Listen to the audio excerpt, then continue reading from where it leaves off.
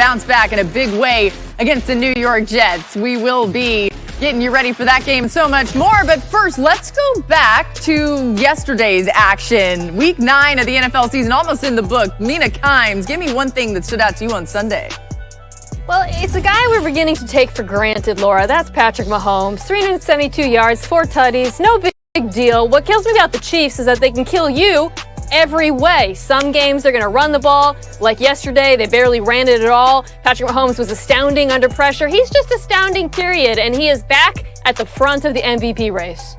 The NFL is in good hands at the young quarterback spot. With no Joe Burrow, we got Herbert, Kyler Murray, and Tua.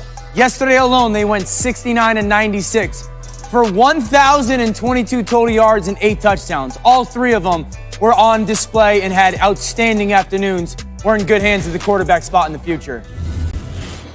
Whoa, gaudy stats from you, Dan. Oh, but Chargers fans, oh my God, I feel terrible for you guys. Listen, this is a good football team. By all intents and purposes, you right there at the end, and the execution just doesn't seem to happen to get in the win column. But stay patient, Chargers fans. You know, if we're going to talk about players who are taken for granted, how about Dalvin Cook, who now leads the league in rushing?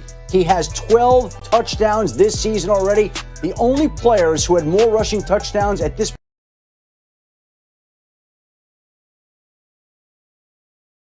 point in the season in NFL history were Jim Brown, Emmitt Smith, and Priest Holmes. Dalvin Cook is leading the Vikings back into a playoff chase. I love it, Shefty. Welcome to NFL Live, everybody. Glad to be with you on this Monday. Later on, we're going to tell you why Tua Tagovailoa actually looked like he did in college on Sunday. Dan, the camera's over there. That's a great thing for the Dolphins. Dan Orlovsky's here trying to figure out what we're doing. We got Mina Kimes, we got Marcus Spears, and of course, Adam Schefter. Let's get right to a game yesterday that the Bucs and Tom Brady are going to want to forget if they can. But a legendary quarterback matchup nonetheless, with Drew Brees and Tom Brady ready to face off. First Saints possessions where we pick it up, and Brees seeing the field so well, Dan. Well, they fake the pump to screen Kamara, and that allows Traquan Smith to go to that back pylon. Look at the aggression by the Tampa Bay secondary. That's an easy throw for Drew Brees, using Kamara as a decoy. Marcus Spears diving into the play on the defensive side later on. Saints take the early lead, and they're already up 14-0 in the second quarter. Emmanuel Sanders with that grab. You just call it getting worn out.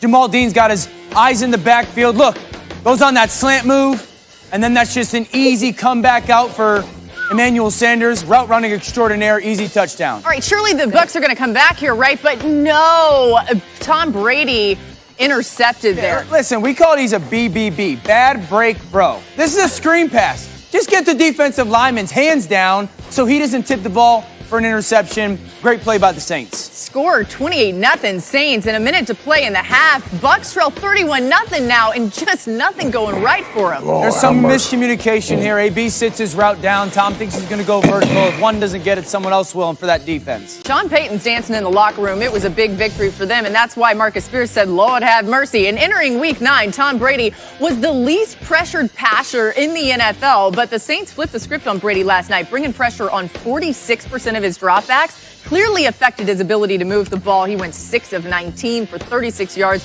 1 interception under pressure. Of course, there were more outside of that. A QBR of 2.3. Brees, on the other hand, with 3 of his 4 touchdowns coming against pressure. But back to Brady, as his coach Bruce Arians had some interesting comments earlier today. Mike was open a bunch in that ball game. He just didn't get targeted. That's all. He was open. Mike was open. All right, so the Mike he's talking about, Mike Evans, of course, one of Brady's receivers. Marcus, you're shaking your head. What do you make of what Bruce Arians said about Mike Evans being open? Well, I mean, look, if he was open or not, that don't matter. You got out coach, BA.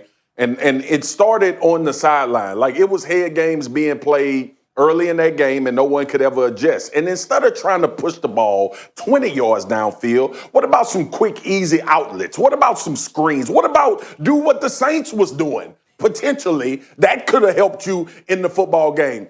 The rush was all over Tom Brady. The offensive line did not hold up well. It's hard as hell to see your wide receivers wide open if you ain't got time to see them wide open. So there should be no Look, some of this is Tom Brady's fault, and he's not absolved from how bad and poorly he played as well. But Bruce Arians and Byron Leftwich damn sure didn't help him play better either. So before we done been down this road before with BA. He calls players out. That's what he does. They have a level of respect for him. But this ain't the time to call no players out if you go back and look at that film and see how you got out coached. I wanted to come in today and spend most of my time praising the Saints defense because they deserve praise. How about my boy Trey Hendrickson, Marcus? You know I've been on him all season, unlike Bruce Arians. But the second, and you guys know this about me, the second they threw not one, but 2 goal line fades. Oh, no. I had to come for the coaches. and I got to come for all the coaches, right? Because, Marcus, you laid out some of the mistakes they made on offense. I think some of the target distribution was a real issue for Tampa Bay, by the way, not getting their better players involved, but also on defense. Okay, Todd Bowles has had a great season, but how are you going to play a soft zone against Drew Brees? That is like walking into a playground with a kick me sign taped to your back. It's not what you do best. I was befuddled by their game plan on both sides of the ball, and while the execution was lacking as well, Tom Brady didn't play well, some of the Bucs secondary didn't play well, the coaching was bad. I agree with you guys, and we've all pointed out like the players haven't played well. And this is a team that the players, for a great majority of this season, have played really well. At times, they've been dominant. So that's why it is unequivocally about the coaching staff. I want to talk about the offense to start. Okay, so you go into this game, and there's no Ali Marpet, one of the better offensive linemen that you have. You're going against a good defensive line. And so, number one, your thought process should be, what's the best protection plan for us? How do we make sure that we can protect against this front? First of all, don't put your rookie tackle on play 1 against Cam Jordan in singled-up pass protection. It starts there. Number 2, all right, what are our matchups? Like, who are the matchups that we think we can exploit? That's your job as a coach.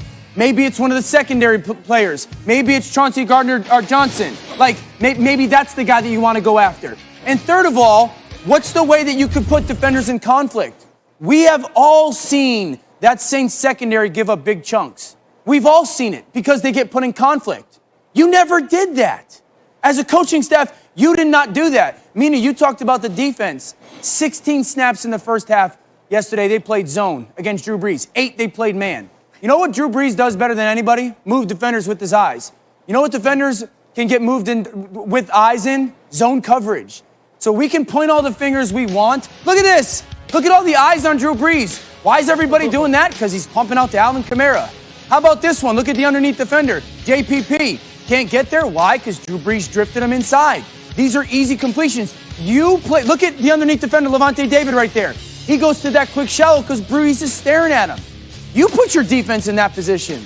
Those guys didn't play it poorly. You did that, coaches. So this game is 100% on the coaches for Tampa Bay, and you have to adjust. Yeah, throughout the night, as we were watching the game and talking to each other about it, we're like, man, it feels like Drew Brees has all the answers to this test. Not the same can be said for the Bucs. And listen, Adam, we all on this show picked the Buccaneers to win the game. I mean, it's no secret that doesn't go well for the team that we pick when we all pick the same team. But what did you make of last night's loss for the Buccaneers?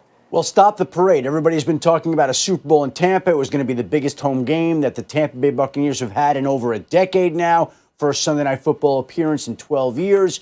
And everybody, I think, got a little bit ahead of themselves. We saw all the experts picking the Tampa Bay Buccaneers. And I think the New Orleans Saints feasted off that last night. They love the fact that on ESPN, on NBC, everybody's picking the Tampa Bay Buccaneers, except New Orleans' offensive line played better. Its defensive line played better.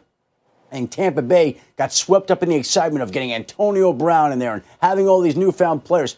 They got schooled last night, and that team now needs to turn it around, and that's not the place you want to be midway through the season, Laura. Yeah, it's interesting. The Bucs actually ran the ball just 5 times last night. That's the fewest ever recorded in a National Football League game. Yeah. We're just getting started on NFL Live. Sorry, Marcus, you can go get us after the break.